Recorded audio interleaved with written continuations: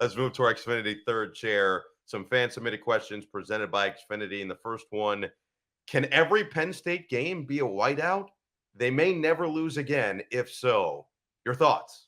No, I don't think every game can be. I just think then you lose the special nature of what the whiteout is. And they might even lose it a little bit this year because they're going to do it again against Washington. It'll still be great, for sure. It'll still be great. But it is better when it's at night. And, we were able to kind of capture that in our game. So it's a special thing. It should be one game a year, and, I think Penn State would love to have it, at their biggest home game of the season. It just hasn't, they would probably prefer that the whiteout would have been the Ohio State game this year, but they can't do that. So anyway.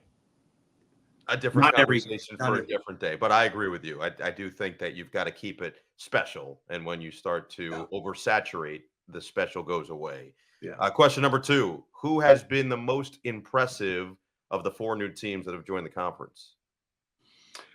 I would say probably USC, because I think we expected Oregon to be a contender right away, and we were a little surprised that they kind of were slow getting out of the gate.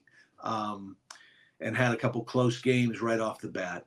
But I think the way they are right now is what we expected them to be. But I think USC and the way their defense has played, and I think the way Miller Moss has played, as the first year as a starter, I think has been very impressive. So you already answered this one earlier in the show, but I'm going to pose you the question anyway, because this team's been receiving votes now. So they're already on that first step. But when will Rutgers be ranked, Todd? I think whoever wins the game this week between Rutgers and Nebraska will be ranked next week, because neither one of them are ranked right now. Illinois lost to Penn State and they're still ranked. Indiana just joined the ranking. I think if Rutgers wins in Lincoln this week, they'll be ranked next week. Completely agree. You can submit your questions to the show every week using hashtag Big Talk.